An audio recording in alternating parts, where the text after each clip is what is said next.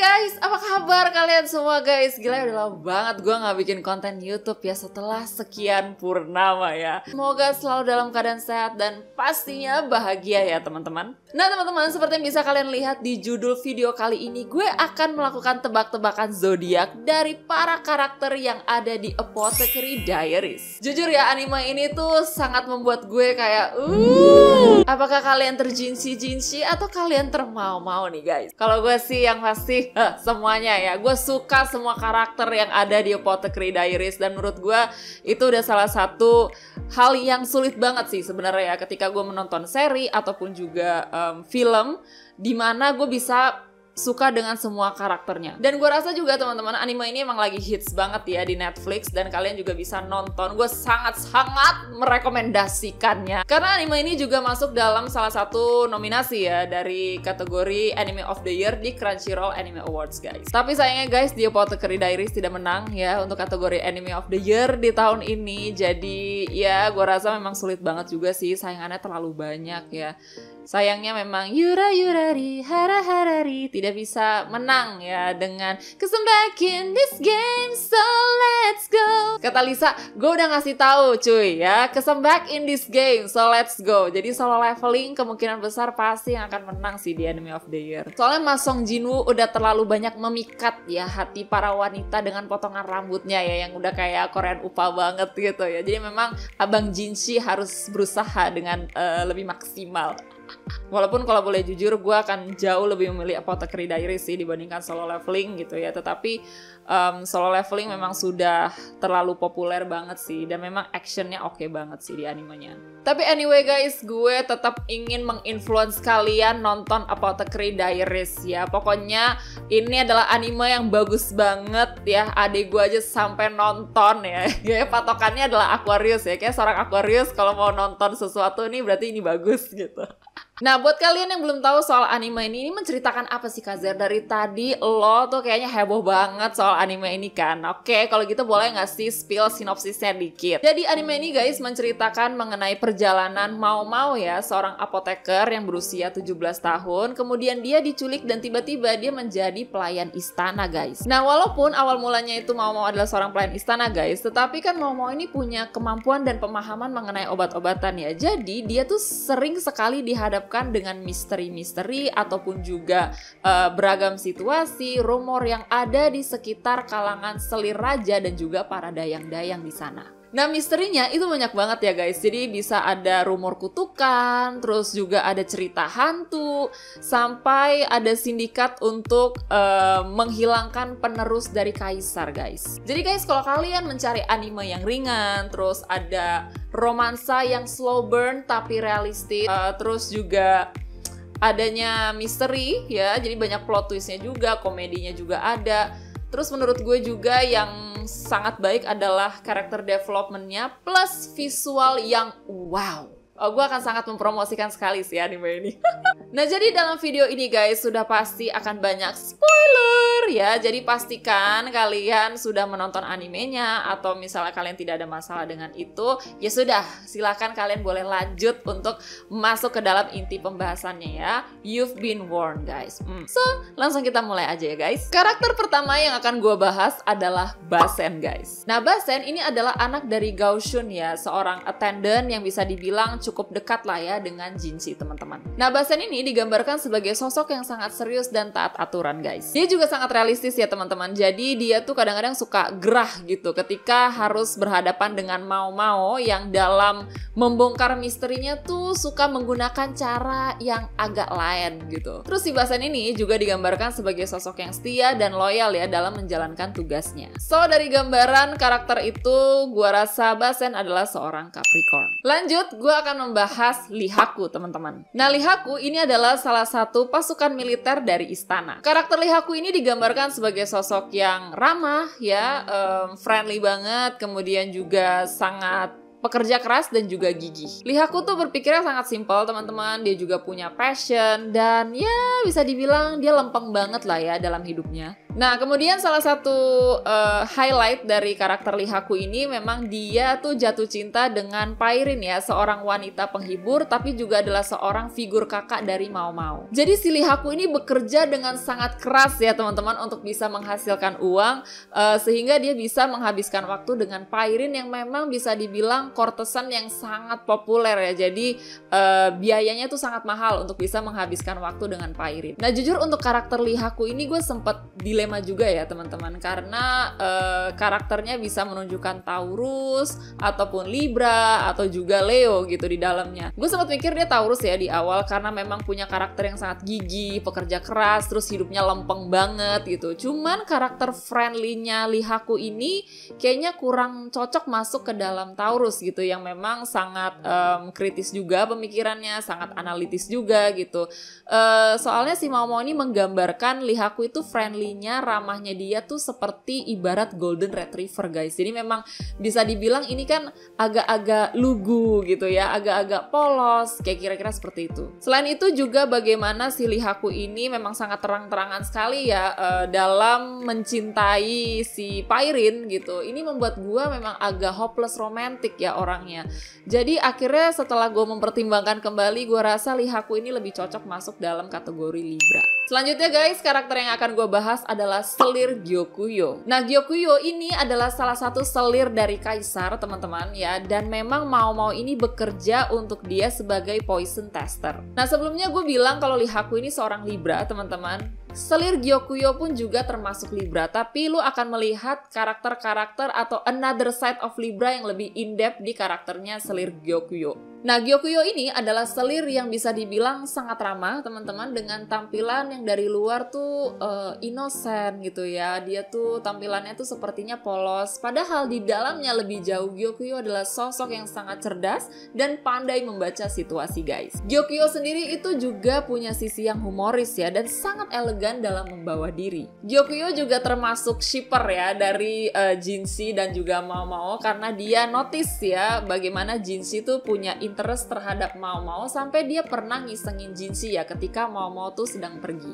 Dan menurut gue ya guys, yang paling Libra banget dari Gyokuyo ini adalah bagaimana dia menjaga relasi dengan para selir yang lain, tetapi di sisi yang lain dia juga mencari informasi yang siapa tahu itu bisa akan berguna buat dia suatu hari nanti. Jadi menurut gue memang si Gyokuyo ini sangat merepresentasikan seorang Libra. Selanjutnya karakter yang gue akan bahas adalah Shisui. Shisui adalah salah satu pelayan istana yang sangat friendly dan ceria abis guys. Shisui adalah teman dari Mao Mao yang sangat tertarik dengan dunia serangga. Nah, Shisui pun berjiwa bebas teman-teman, dan dia tuh sangat cerdas ya. Bahkan Mao Mao sendiri bilang kecerdasannya ini sepertinya melebihi para pelayan istana pada umumnya. Waktu gue ngeliat karakter Shisui ini guys, gue memang dilema antara dia Sagittarius ataupun Gemini. Tapi ada satu momen guys dimana si Shisui ini mengajak Mao Mao duduk waktu itu, dan tiba-tiba dia bercerita mengenai serangga ya, yang benar-benar full of passion banget. Ceritanya tuh gak berhenti sampai heboh. Dan gue rasa si Shisui ini lebih cocok untuk menggambarkan karakter Sagittarius daripada Gemini. Selanjutnya gue akan membahas mengenai Xiaolan. Duh, kalau inget Xiaolan tuh gue selalu gemes banget ya ketika dia memanggil si Mao Mao. Mao Mao! Nah, Xiaolan ini bisa dibilang sebagai karakter yang ceria, polos, baik hati, dan memang sangat friendly juga. Dan menurut gue satu karakter dari Xiaolan ya yang sangat kena banget itu adalah bagaimana dia tuh tahu posisi dia hanyalah sebagai seorang pelayan istana ya. Jadi dia tuh merasa bahwa hidup ini cukup kok dengan gue bisa makan, gue bisa punya pekerjaan, itu sudah cukup buat gue. Dan Xiaolan tuh selalu merasa bersyukur dengan apa yang terjadi dalam hidupnya dia. Nah, Xiaolan pun juga termasuk orang yang sangat hati-hati ya ketika misalnya dia harus keluar dari aturan yang ada di istana gitu. Jadi ada ketakutan yang memang dia rasakan juga. Nah, terus ketika ada program belajar teman-teman untuk para pelayan istana, Xiaolan ini termasuk yang sangat antusias ya, karena dia tuh ingin sekali bisa membaca, terutama dia ingin membaca novel-novel fantasi yang waktu itu pernah disebarkan gitu ya di istana. Jadi karakter yang polos, baik hati, sangat mudah bersyukur, kemudian juga sangat hati-hati, ditambah memang punya kecintaan ya terhadap fantasi. Gue rasa Xiaolan sangat menggambarkan seorang Pisces. Lanjut, gue akan membahas mengenai Lakan. Nah, Lakan ini kalau lu lihat dari awal aja, kemungkinan besar lu akan bilang ini adalah seorang Gemini sih. Jadi Lakan ini adalah seorang ahli strategi yang juga adalah ayah kandung dari Mau Mau, guys. Lakan dikenal sebagai sosok yang nyentrik dan pandai sekali untuk mengajak orang lain menjadi sekutunya. Lakan ini juga suka banget ya menggunakan analogi dalam gaya komunikasinya, guys. Jadi membuat orang tuh berpikir gitu, nih sebenarnya Lakan tuh ingin menyampaikan apa sih di balik pernyataannya dia. Selain itu, Lakan juga sangat sulit sekali untuk terkoneksi dengan emosi ya, karena dia memang menggunakan pendekatan logis dalam melihat beragam hal. Makanya si Lakan ini juga disebut Sly Fox ya teman-teman. Jadi memang sulit sekali untuk menebak apa yang diinginkan Lakan ataupun juga apa yang ada di pikirannya dia. So cerdas, pandai memenangkan hati orang, sangat logis, detach dengan emosinya.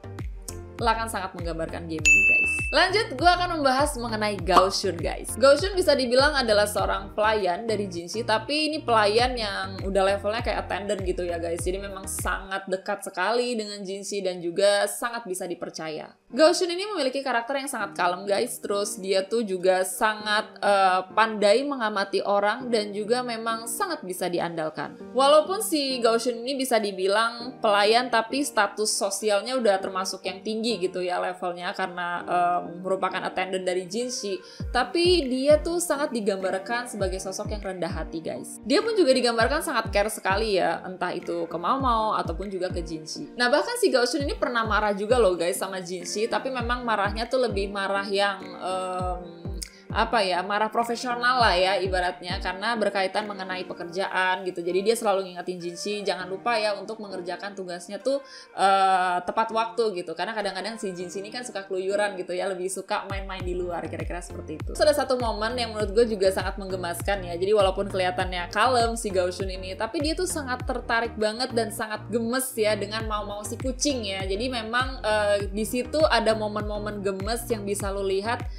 Sebenarnya dia sangat caring, teman-teman. Dan dari semua gambaran karakter yang udah gue jelaskan tadi, gue rasa Gao Shun ini adalah seorang Virgo, guys. Nah, lanjut, gue akan membahas mengenai karakter Jinxi, teman-teman. Jinxi merupakan seorang Qasim, teman-teman, yang memang ditugaskan untuk masuk dalam inner court-nya istana untuk menjaga dan juga mengawasi para selir dari kaisar. Jinxi ini sering banget ya teman-teman untuk meminta bantuannya Mau Mau ya dalam menguak misteri yang terjadi di sekitar istana, terutama di kalangan para selir. Nah, karena kemampuan si Mau Mau sebagai seorang apoteker ini, mau nggak mau akhirnya banyak sekali interaksi antara si Jinxi dan Mau Mau. Nah, Jinxi ini teman-teman digambarkan sebagai sosok yang sangat mempesona. Nah, Jinxi ini dianugerahi dengan wajah yang luar biasa indah, teman-teman. Bahkan si Mau Mau tuh sampai pernah bilang wajahnya Jinxi ini tuh bisa membuat dunia tuh perang, guys.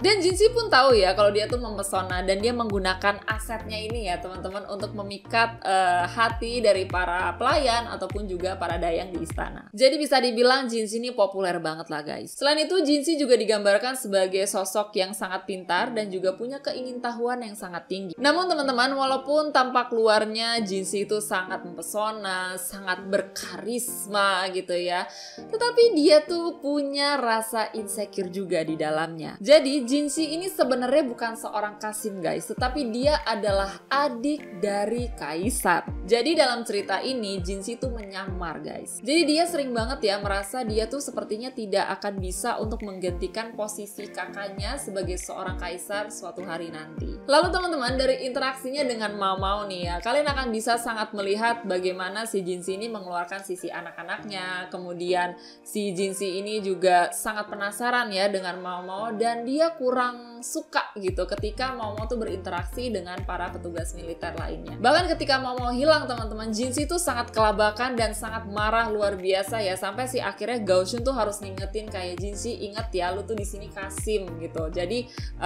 tanpa sadar si Jinshi ini mengeluarkan sisi aslinya ya sebagai seorang darah biru guys. Dan menurut gue dari semua gambaran karakter itu, Jinshi jelas sangat merepresentasikan seorang Leo.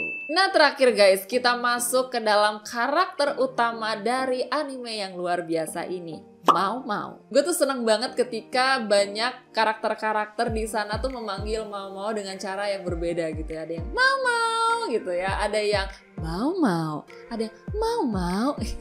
Anyway guys, Mao Mao ini adalah seorang pelayan yang bekerja dalam istana. Namun karena kemampuannya dia yang sangat paham mengenai obat-obatan, bahkan dia juga mengerti soal racun teman-teman, akhirnya Jinshi sering sekali meminta dia ya untuk menguak beragam misteri yang ada di sekitar istana. Mao Mao ini bisa digambarkan sebagai sosok yang agak nyentrik ya, karena punya cara pandang yang unik dan berbeda. Kemudian dia tuh sangat fokus sekali dengan tanaman ya, jadi dia tuh intinya kayak tanaman tuh adalah hidup dia, sisanya dia nggak peduli dengan yang lain.